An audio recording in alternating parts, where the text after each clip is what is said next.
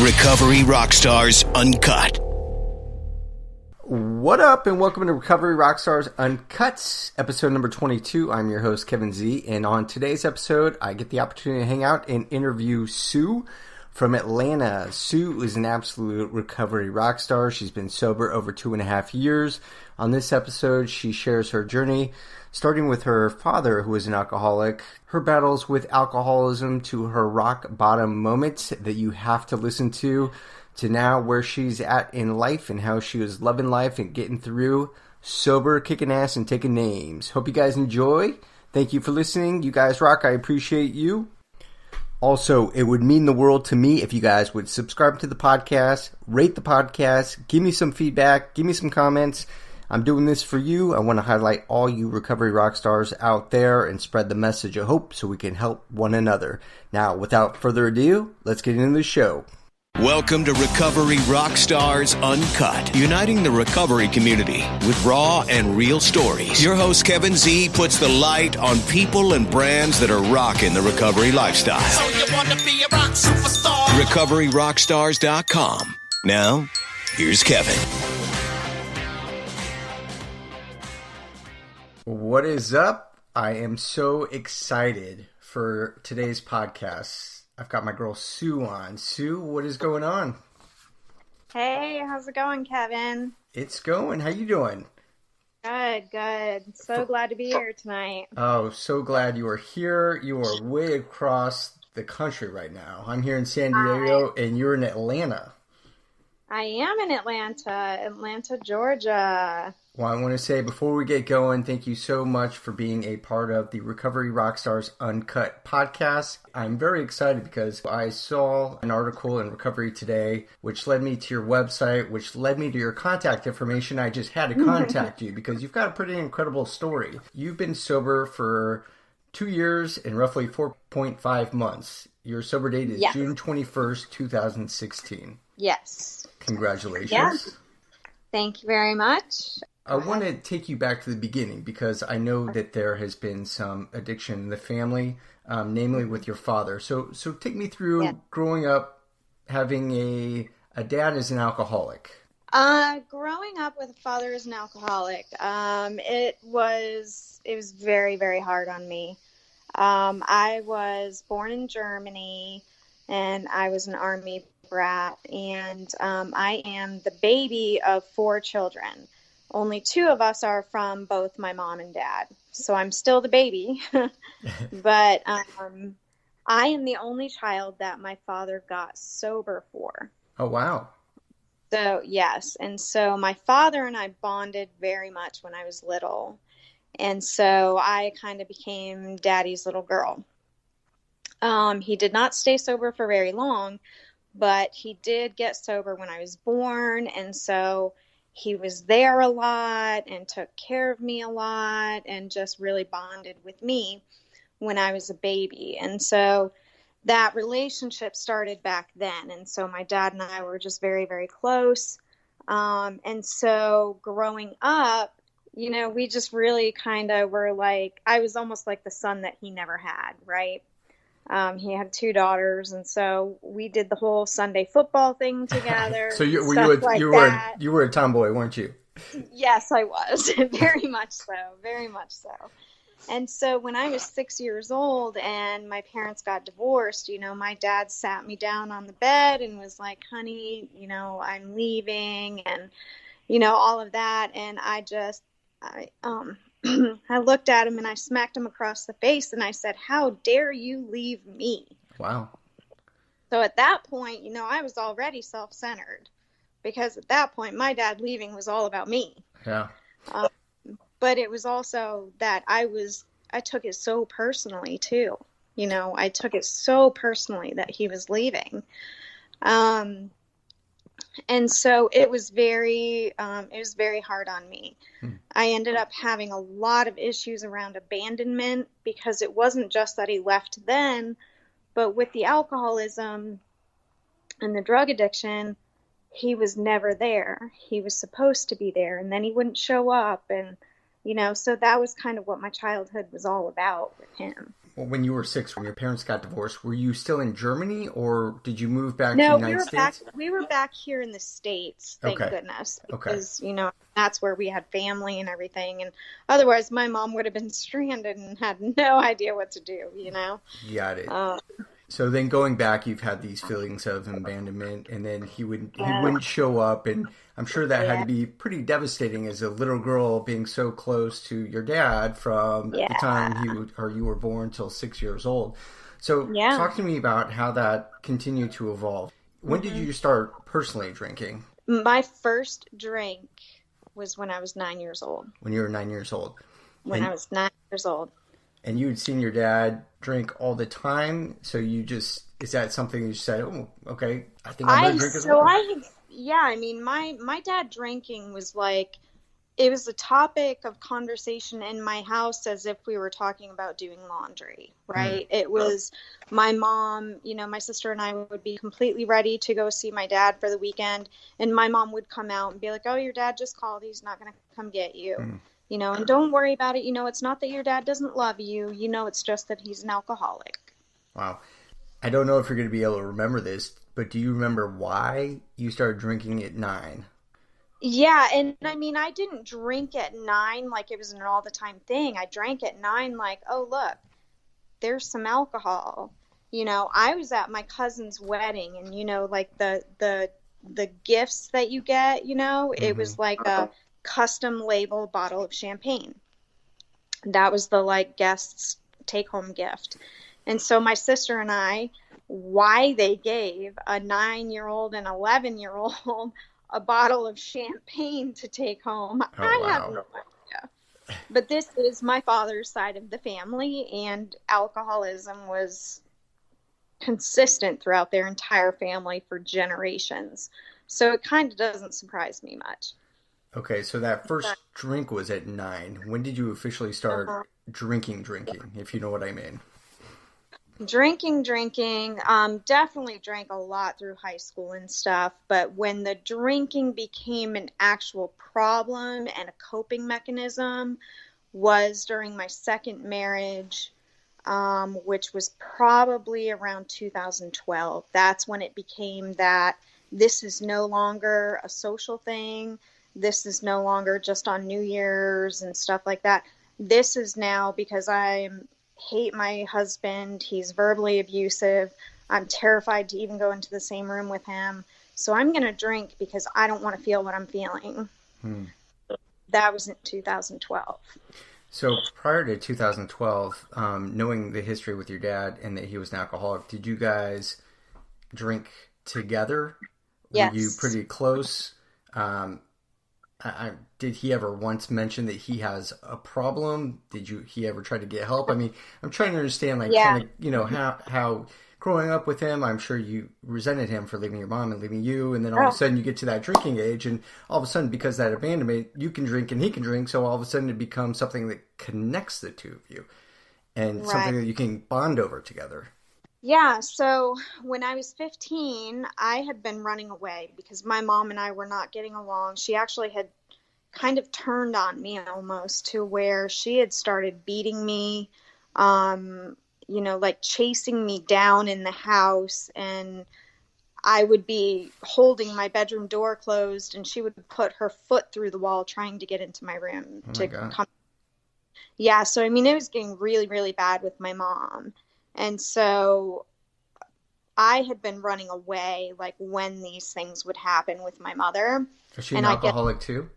No, we found out later, a few years later, that she had multiple sclerosis. Okay. And, so she was in that point of being terrified because she knew something was wrong. She didn't know what it was, and just because it attacks your nervous system, your body and your mind kind of go haywire at times. So she didn't really know what was happening to her. I sure as hell didn't know what was happening to her, but I was scared. Yeah. And so she had ended up calling my dad at one point when I had run away like that. And so at that point, my parents decided to get remarried. Oh, wow. Okay. And this was when I was 15. So they got remarried. My dad was still a very active alcoholic. And through some homicidal and suicidal incidences, you know, with my dad's drinking, he ended up in rehab after my parents got remarried. So he did get sober, and he got sober for 8 years. So during that time period, my dad and I really built a healthy, strong relationship together at that point. So things got really good with family. Like, everything was going great. I had gotten married in that time frame. I had my son. Everything was going really, really well. My dad had then started drinking again. My parents got divorced, stuff like that. So at that point, my marriage had also fallen apart, right about the same time my parents' marriage fell apart. And so my dad and I did start drinking together. Yeah. And go ahead. Yeah. So we started kind of drinking together. And my dad was very much the kind of guy, he would walk up to anybody and be like, I'm an alcoholic. He didn't hide it. He didn't ever feel like he had to hide it. And he was basically like, if you don't like it, there's the door. And, you know, when he would say things like that, how did you respond, or how did you feel? You know, like, at first, I didn't really have a reaction because I knew he was an alcoholic. You know, if you recall what I said when I was a kid, my mom would just be like, oh, it's not because your dad doesn't love you that he's not here. It's because he's an alcoholic that he's not here. So I think I started over time feeling that fear of abandonment again. And I started feeling that I was not good enough, that like if I said something to him about his drinking, that he would leave me again. So you never did? Yeah, so I never said anything to him. I never made it a problem. I never cut him out of my life because of the drinking. Because I felt like if I do that, then just like before, he's not going to show up again. Because he chooses the alcohol over me. Wow. You know? Yeah. So it definitely caused a lot of damage in my life. Emotionally, depression, self-worth was really low. Really, really low because of it. Yeah, and then you said it was 2012 where essentially you were going through the divorce, or was it before the divorce when you really started hitting the bottle? It was before the divorce. Okay. My second husband was so verbally abusive, emotionally abusive to me. He was not like that at all while we were dating, and we dated for 4 years before we got married. But it was like as soon as we got married, it was like he was a totally different person. So then the only thing that you wanted to do was escape. Yes. That was my only goal. Every time I drank was just to escape. I would literally hide in the house trying to avoid him as much as I could. And of course I always had drinks nearby. You know, I was lucky enough to be able to shelter my son from it as much as possible. He didn't even know that I was an alcoholic. He had seen me drink, but he never saw me drink to the point that I was, you know, that it was obvious that I was a complete alcoholic, you know. And I never lost everything either. I wasn't one of those alcoholics that lost my home and lost my kid and lost my job and lost everything. I never lost everything.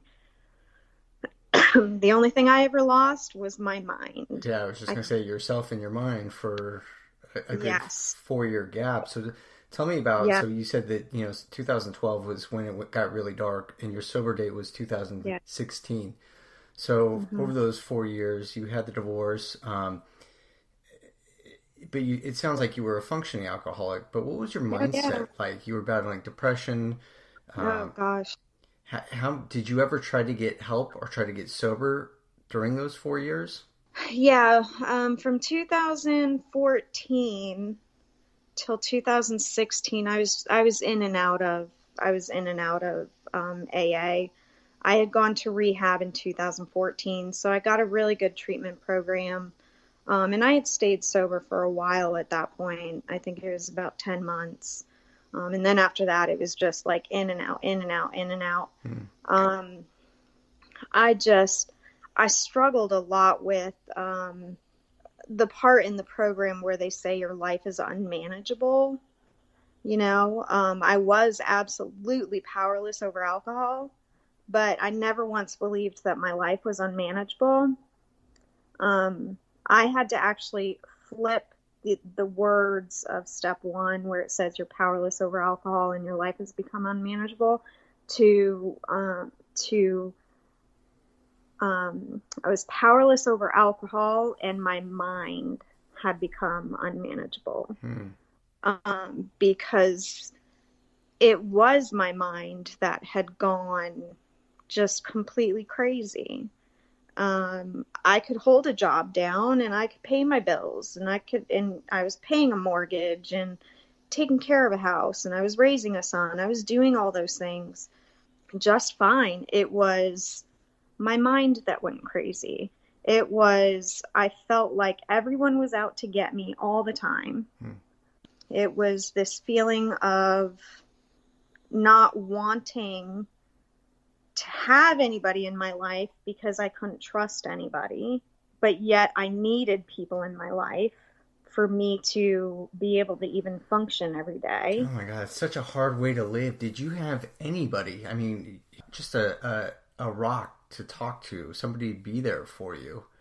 It sounds like you didn't really reach out. I know. It was tough, but I've always had my older sister. She's always been my rock. I mean, for the most part, after my parents got divorced the first time, my mom had to work all the time to support my sister and I. Yeah. And so my sister was she was like my mother. She was my best friend. She was everything to me, so I've always had her. And she was pretty much the one person, that I could always count on. And, she still is. And, that's one of those things that I will never, ever, never forget about her. Fantastic. Yeah. Is she out there in Atlanta right now? No, actually she lives in Kansas now. All right. What's her name? We got to give her a quick shout out. Carrie. Hi, Carrie. Hi, sister. Love you. You're so amazing. So I tell her all the time that she's the best big sister a girl could ever ask for. So going back to your story, you said you're going in and out and in and out and in and out of AA. So what was that final? Did you have a rock bottom moment? Oh, yes, I did. Let's hear it. If you're willing to share, of course. Oh, yeah.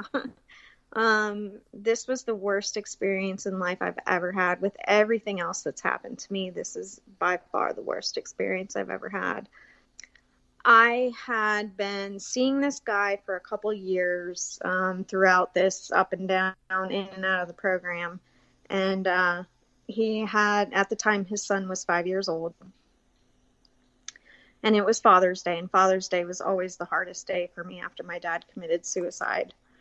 And so he was planning to take his son to just see, a kid's movie on a Sunday morning, which was Father's Day, and I was going to go with them just to keep me busy, keep my mind off things. Well, the night before, I had decided I was going to relapse. So I started drinking, and by 11 o'clock in the morning, the following morning, I was so drunk. I barely remember getting to the movie theater, but I had drank so much that I had completely blacked out for the next 24 hours. I was obliterated. I only remember flashes, bits and pieces of what happened that day. I can't even put it together in any kind of coherent or cohesive story of what happened. It's just little flashes. Were you by yourself or were you with somebody? I was with my boyfriend and his 5-year-old son. And I got kicked out of the movie theater in front of his 5-year-old. Oh, wow. Then I apparently was screaming and yelling at my boyfriend, calling him some horrible, horrible things in front of his 5-year-old son. He dropped me off at a gas station because I kept screaming at him, telling him to let me out of the car. I had fallen and cracked my head open and gave myself a huge black eye. The only other I can't even fill in gaps for hours and hours and hours, so I don't even know everything that happened. But my mom had to come pick me up from several places a couple of times. I ended up in the hospital 2 times that day. I ended up with the police called on me a couple of times that day. And so all in all, the next 3 days I sat there in hell on earth, feeling so desperate to kill myself. I still to this day can't even truly describe the feeling, except it was kind of like sitting in a really dark room with like a red haze in the room. Just not even being able to see detail of anything around me, even though it was actually very beautiful, bright, sunny days. But I was just black and red, hazy fog and literally wanted to just kill myself. And my mom had to sit there with me for 3 days straight and remind me of how I felt when my dad killed himself. Wow. And remind me that if I did that, that's exactly how my son would feel. And it took so much energy for me not to kill myself. And on that 3rd day, somehow, some way, it definitely was not of my own doing. I do believe in God, but it's a God of my own understanding. But he got me up and brought me to my old rehab program where they have an aftercare program, and brought me over there, and I sat there in the aftercare program and just poured my heart out to complete strangers about everything that was going on. And I have been sober ever since.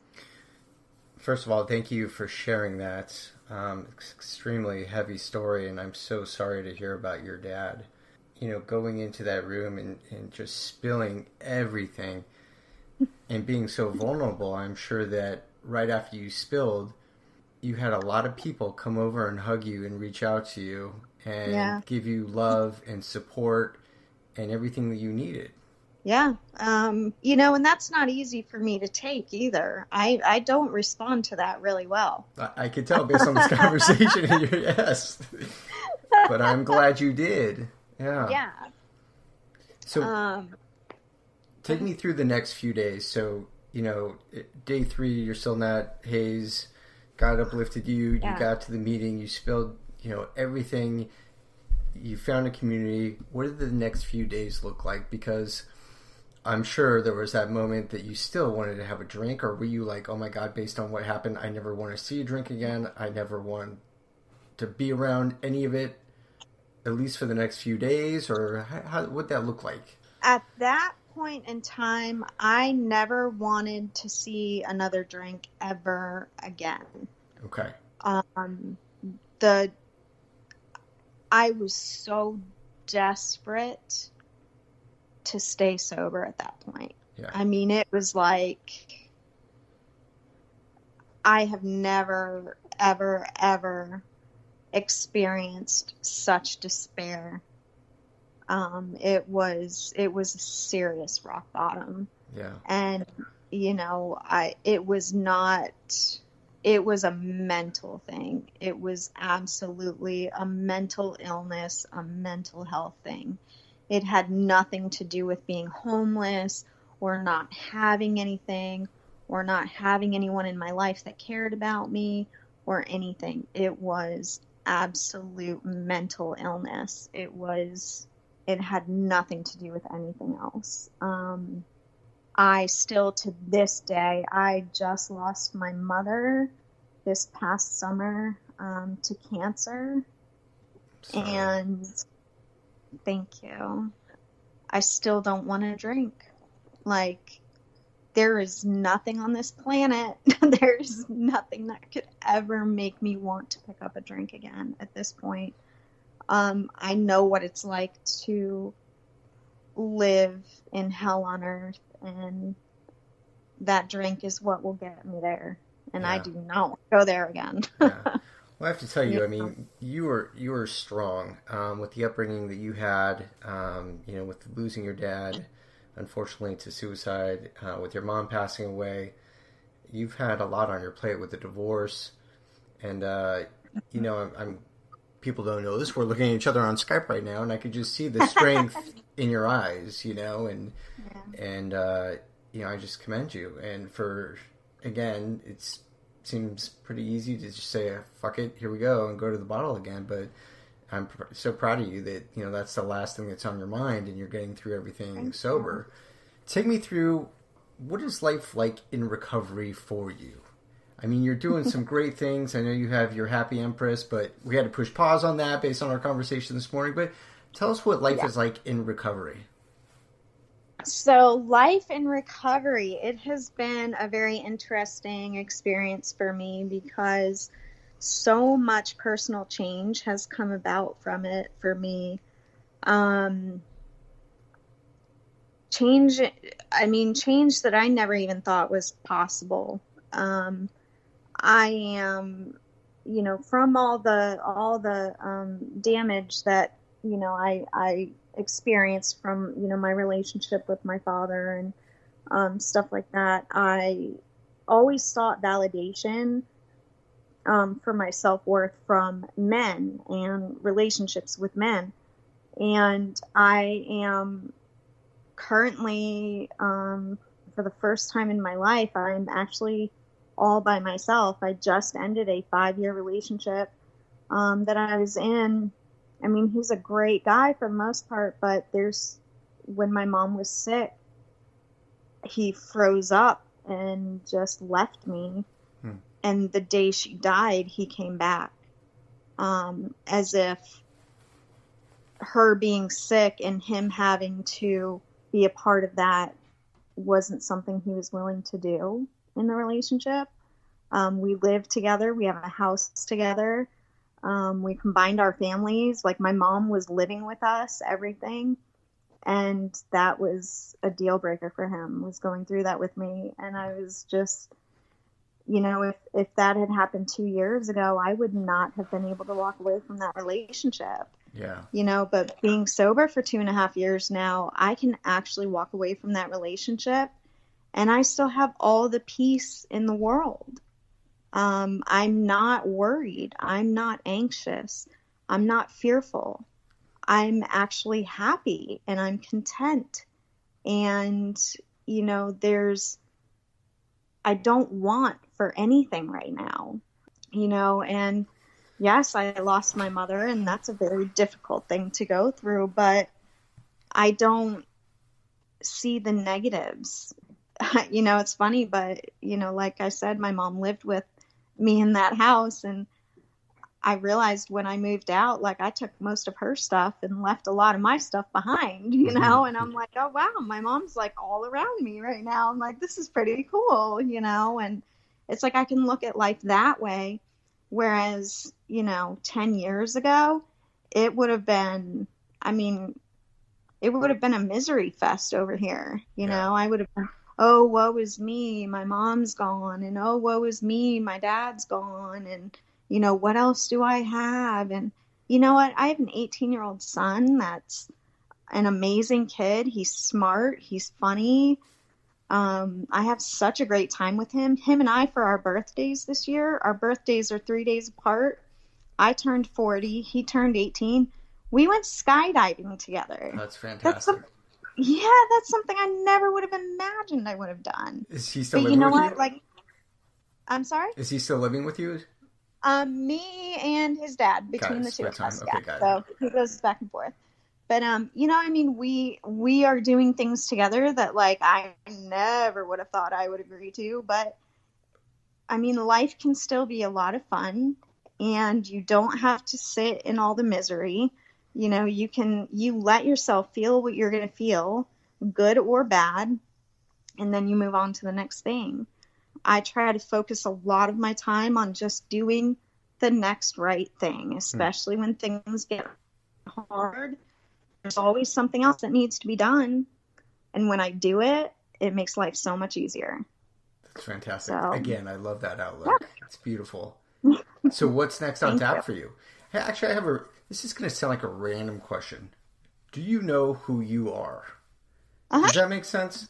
Because, I'm so wrapped up in the identity of my family and an employee and this and that. Yeah. I think it's nice to have that time to live by yourself, and it's your time to take care of you and do what you want and be who you want to be. Do you know who you are? Yeah.